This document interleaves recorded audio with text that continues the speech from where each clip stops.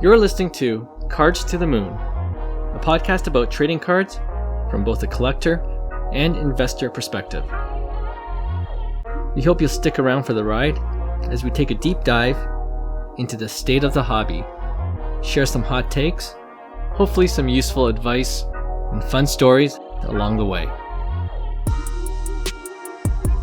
Hey all, welcome back to Cards to the Moon. My name is Clark from 5 Card Guys on Instagram, and with me co-hosting as always for episode 87 is Hyung of Integrity Sports Cards and John, who is Trade You at Recess.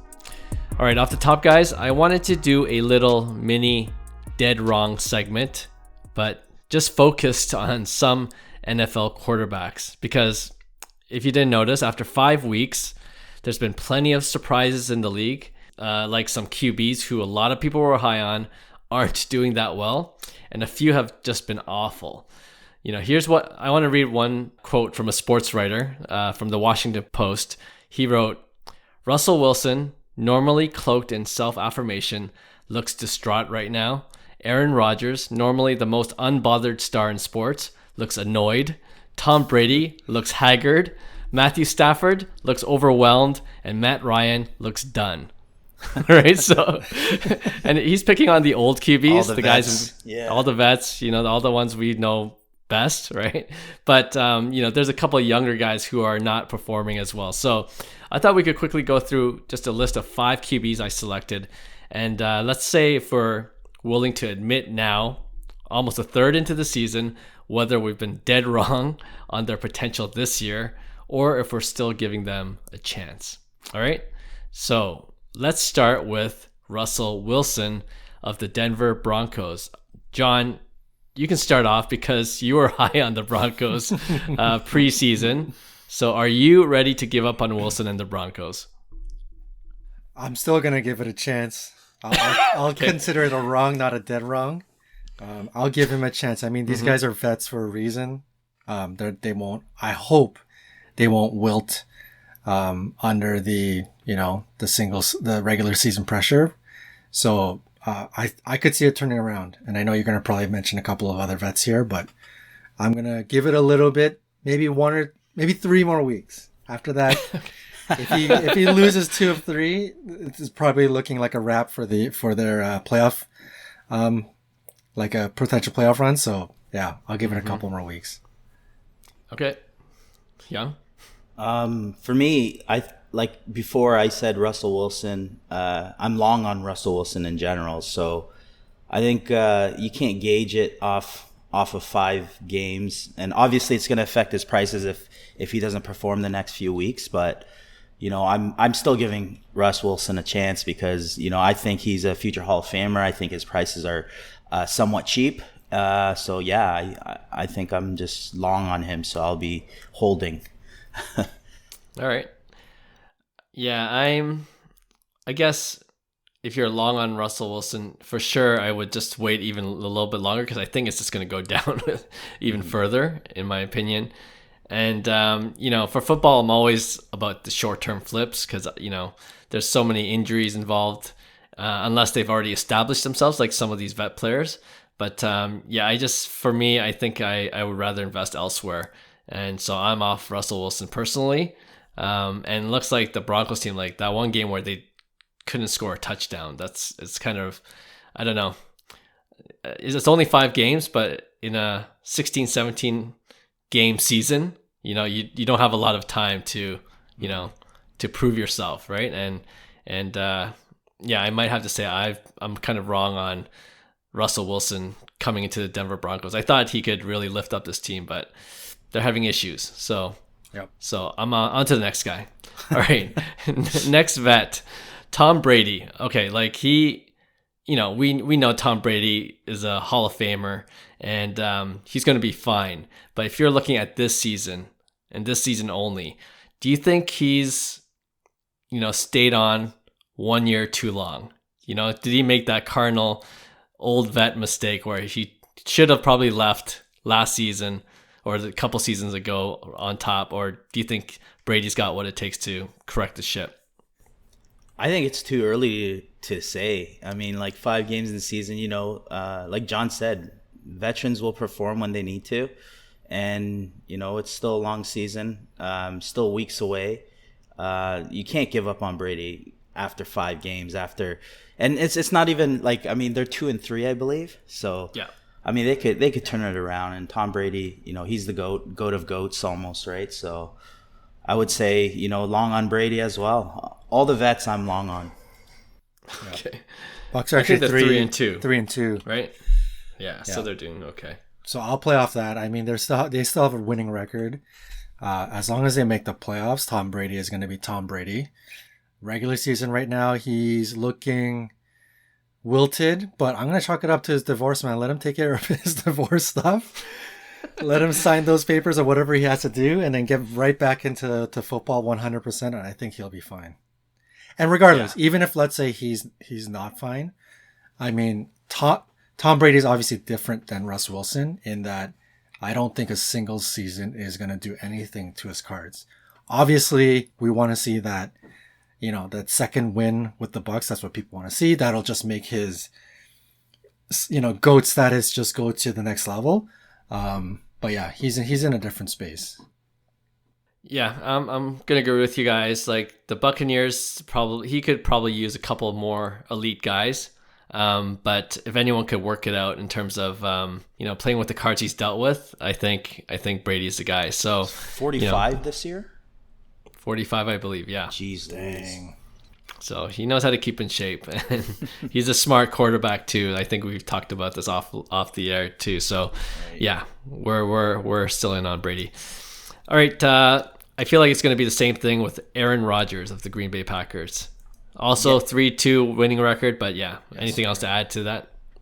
No, that Barstool, the interview might have spooked him a bit, but he'll be fine.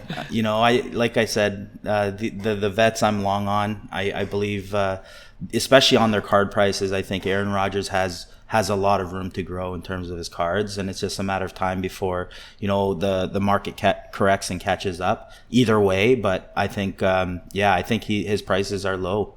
Like especially when you're comparing them to Tom Brady prices. Not saying that Aaron Rodgers is Tom Brady, but there's a huge gap between the two. So I think he's a good buy long term. Yeah, I'll piggyback off of Hyung's thoughts. When we talked about Aaron Rodgers before, he is in the same boat as Tom Brady. We're talking long-term investment, right? So I think Rodgers and Brady were nothing in the regular season. I don't think even if they were necessarily hot, it would really move their prices. Even if they weren't that great, it wouldn't move their prices. At this point for these guys, it's about cementing their legacy and maybe winning another Super Bowl, especially for Rodgers. So his prices really won't see anything unless he goes to the Super Bowl finals, right? There's some big expectations. So I'm not going to admit dead wrong. 3-2. Like I said, like we're mentioning, vets will be fine. Russ Wilson, I think of the 3 vets, he was a little bit different because he kind of had that new team potential spark. So as much as he is a long-term play, there was a bit of that potential for that short-term gain, which is clearly not turning out well. But for Rodgers, it should be fine. I think he'll be fine. Yeah, so Rodgers is very similar to Brady in terms of what I'm going to do with him if I had Rodgers rookie cards. But if I didn't, I don't know. I think I would hold off just because the one knock on him, fair or unfair, is that he's only won one Super Bowl or he doesn't perform well in the playoffs. So, just looking at the Green Bay Packers this year, it looks like an okay team. I don't think it's a Super Bowl contending team. And that might be a further knock on Aaron Rodgers. And people will say, "Oh, see, I told you, Rodgers can't do it all. He'll never go to the Super Bowl again, or he'll mess up during the playoffs, and that might hurt his value in the short term. But then we'll see his career record, and then I'm sure that'll bring it back up. But yeah, if you're gonna invest in Rodgers for the short term, I probably look elsewhere. But if you're holding for long term, of course, don't sell low at this point. Okay, a couple more. We're going to get off the vet guys. Let's go to the 2 stud young QBs heading into the season. I was high on these guys myself personally. Justin Herbert and Joe Burrow. Chargers are also 3-2, but Herbert isn't dominating like many expected him to do. And I guess the same could be said of Burrow, coming off Super Bowl finals. So what's your take on these two young QBs? I like both QBs. Like Herbert, you need the young stars to kind of give that fun of like excitement, kind of prospecting in baseball. It's similar. You want the young quarterback to do well. You got both Herbert and Burrow, but my problem is prices were so steep coming in, right? So for me, it's like everything has to click, everything has to go right for both these young quarterbacks, and even if they do it, I still feel like there's room to kind of like go down still. I think it was because we came into the hype of kind of like the Herbert year and then Burrow to follow after that COVID spike. I think it really set off prices, especially football. So I just think that there's so much to come down on prices, even though, they're the young stars of today's game. And obviously I root for them. I want, their prices to do well, but sustainability is my issue with the younger guys. So yeah, I'm gonna stay off of them. I'd like it to see what they accomplish the next year or so before I probably, consider investing. I just think the hype is still around because they're so new, kind of like that, 2020, the first 3 2019 years. and basically exactly. Right. Yeah. Yeah. I follow similar stance. You guys know that I wasn't touching Joe Burrow cards this season. So I think the dead wrong segment for me maybe doesn't count. Okay. Yeah, so I'll reap my successes there. But Justin Herbert on the other side, I mean, I think he's a tricky one because I still believe he's kind of in that LaMelo Ball, Anthony Edwards, first 2-3 seasons. He's still in a hype phase. So I think no matter, unless he wins a Super Bowl, if he has solid seasons, I think his card will continue to go down. It's just the nature of sports card collecting and the sports world in general. So I think if you're really a believer of Herbert and his talents, you still have another 12 months at least to go before I think you have some great opportunities for purchasing. But in terms of like, were we dead wrong about just Herbert? I don't think so. I mean, I think they're 3-2 as well, right? They're not horrible. Yeah. The past 2 games, I think Herbert was fine. He had like a 138 quarter. I'm looking at the stats. He had 138 quarterback rating. He played well past 2 games on the season. He's like like he's always been doing. He's high percentage completions. I think he's doing fine. So, yeah, I think, if you're a huge Justin Herbert fan, you want to get into cards this year because you want to watch him and you want to enjoy the experience, I'm for it. But if you really want to kind of take advantage of some low prices, I think there's prices to be had maybe sometime next season. Sure. Yeah.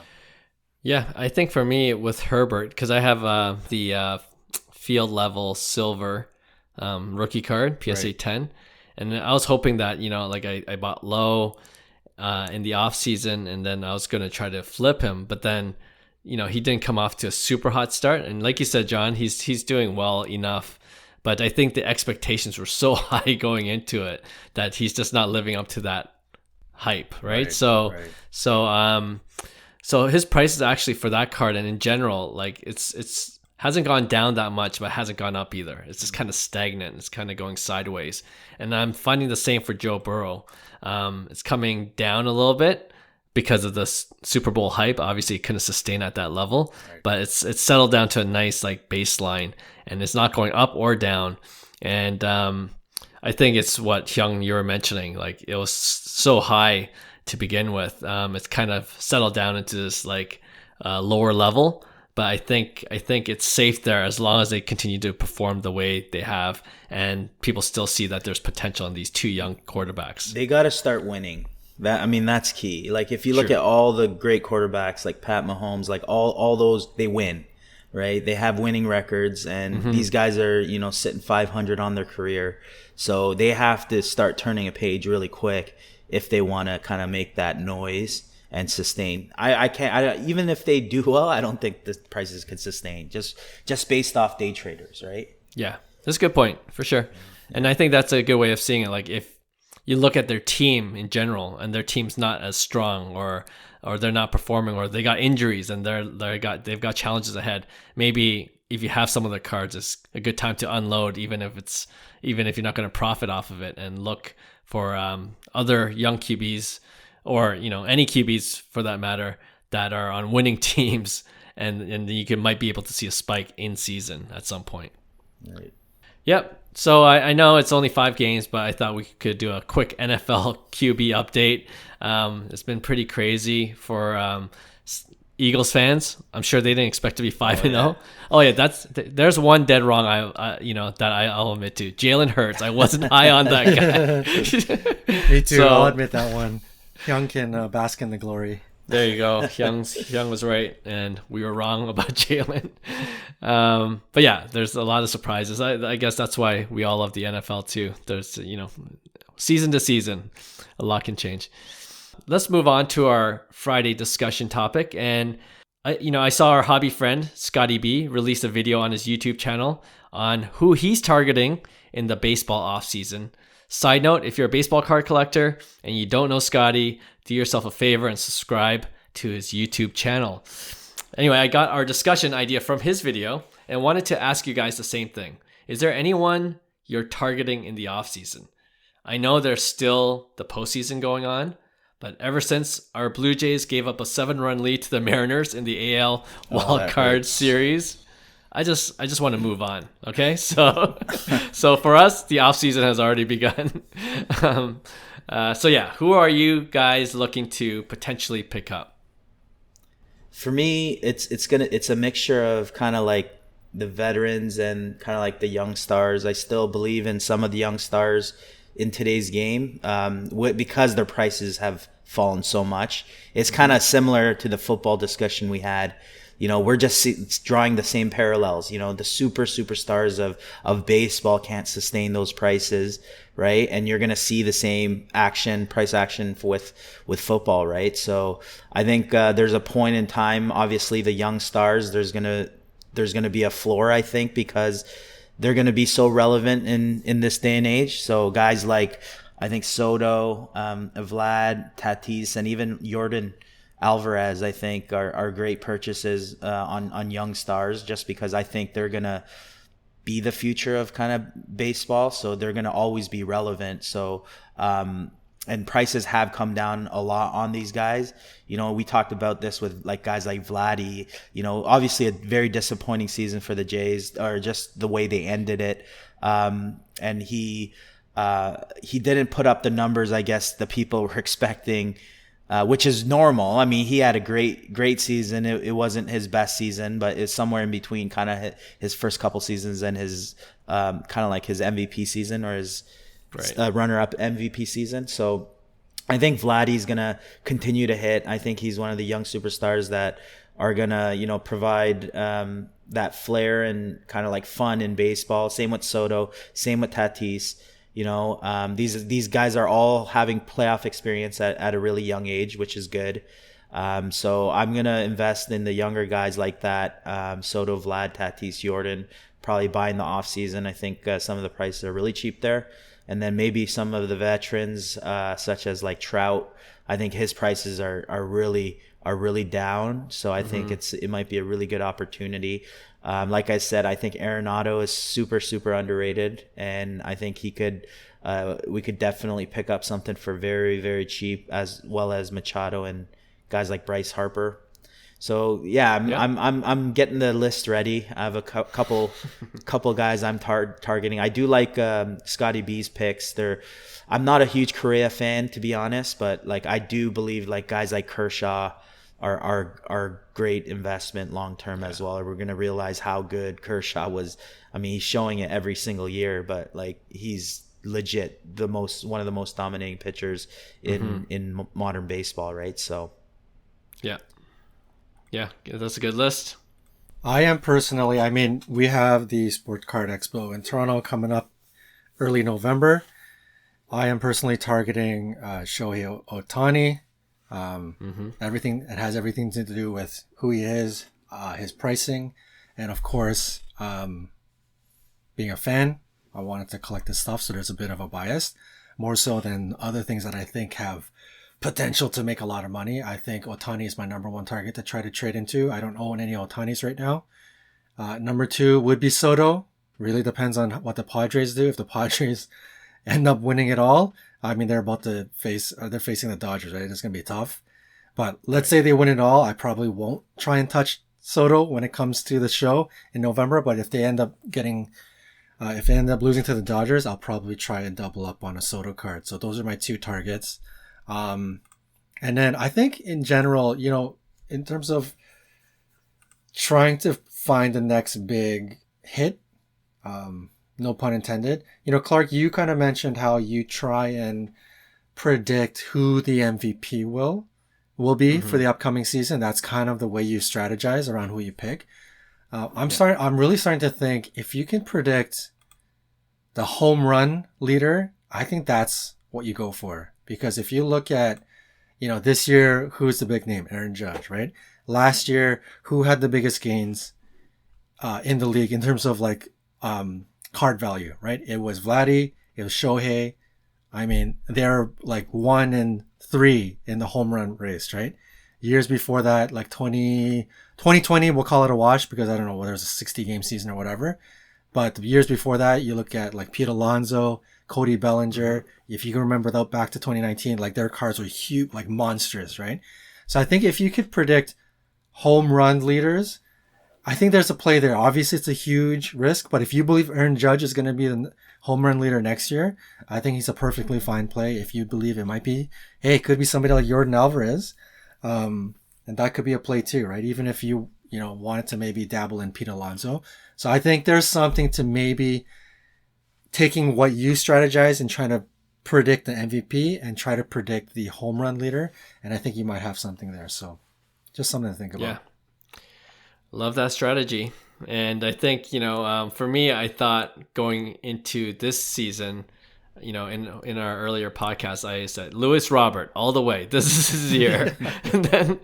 and then you got to, we talked about this before, but you have to know when to pivot. So that's when I pivoted to obviously to Aaron Judge when he started to go on a tear on in his home run hitting streak early in the season.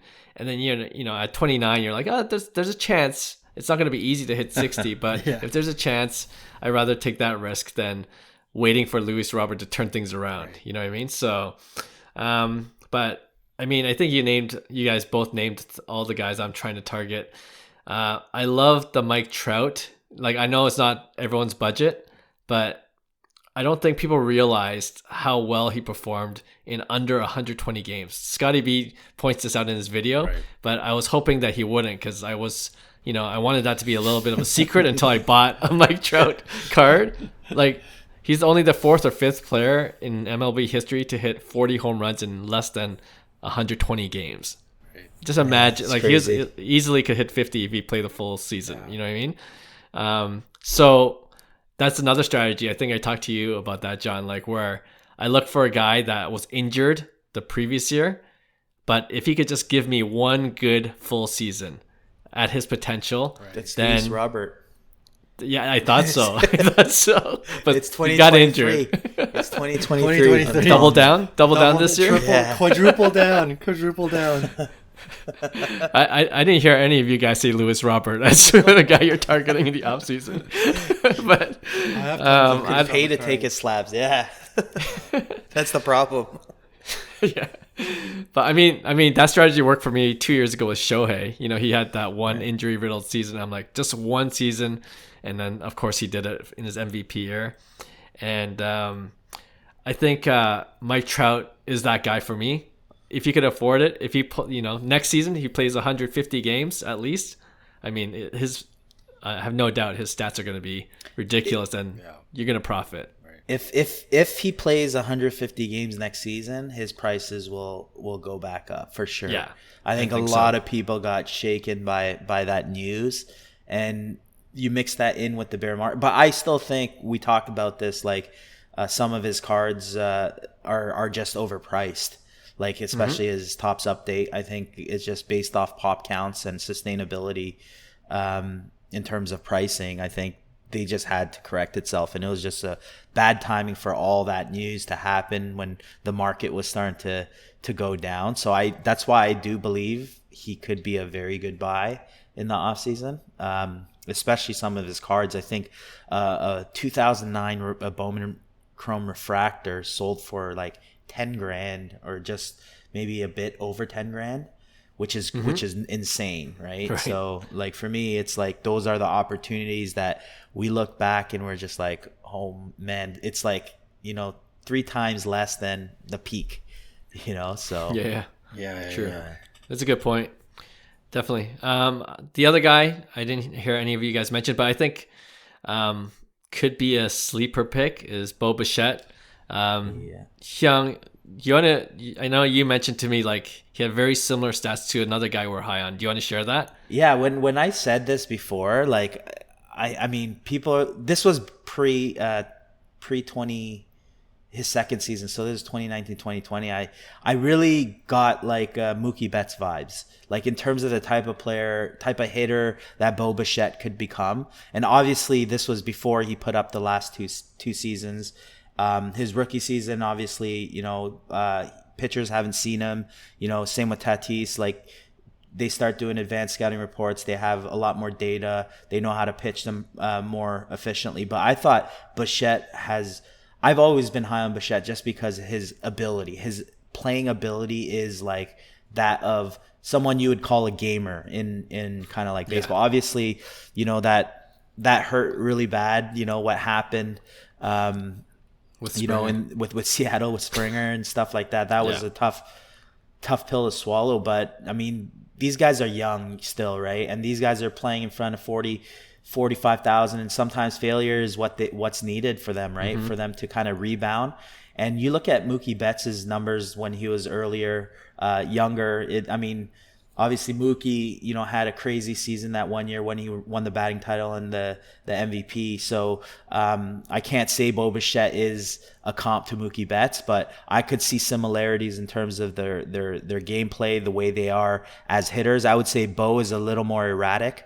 And obviously Mookie is a lot more disciplined in terms of kind of like a seasoned vet now that Mookie's getting older. But I see the same type of potential 20-30 home run guy, hits upper 200s, low 300s, could drive in up to 100 runs, gonna hit the ball, gonna get your hits, and just put the ball in play at the end of the day, right? So I like Bichette. I think I don't think he's going to get hobby love, to be honest, unless he, steps it up defensively and he starts, really, repeating what he's capable of doing. He's going to have to keep on proving himself. And then it's just like Mookie. We always ask, why doesn't Mookie get any hobby love either, right? So it's like, that's the only downside with Bichette. It's like, okay, if Mookie's Mookie and he's a future Hall of Famer, don't expect Bo Bichette prices to be volatile and go crazy. He would have to do some seriously ridiculous things for it to actually kind of move the needle. Yeah, point taken for sure. I think why I like Bo Bichette still is that his prices are getting to a level where it's just low level risk almost. And if he puts out good numbers, it's almost like being able to get, maybe not as, high as Mookie Betts' current prices, but you could see significant upswing the next season, just by seeing how far it's fallen. And if the Jays can put it together another good season, and people might think this is a homer pick and we're just biased with the Jays, but if the Jays did, let's say, the Jays are an exciting team to watch. Good young core. I think any young exciting team, there'll be collectors for them as well. So I'm high on Bichette, and definitely in the Toronto Expo in November. It's harder to get hometown guys at cheap prices because they always jack up the prices. So we might have to look on eBay to get those cards in the off season. But yeah, Bichette's one of those guys too. All right. We mentioned several guys. We'll see how things work out in the coming months, and I'm sure we'll update our subscribers and our listeners to our podcast when we do acquire some of these guys. Juan Soto, it was going to be easy sweep for Juan Soto, so I don't want to bring that up, but that's another guy. Actually, I was looking at his PWCC auction, almost pulled the trigger. It was at $1,200, $1,250 on auction. And I think it went for higher eventually with the buyer's premium, like closer to 18, 19. So it's been coming down steadily. And in some ways, I'm hoping that he just kind of doesn't do well in the postseason. And then, like you said, John. So selfishly for sure, but still definitely a believer in Juan Soto as well.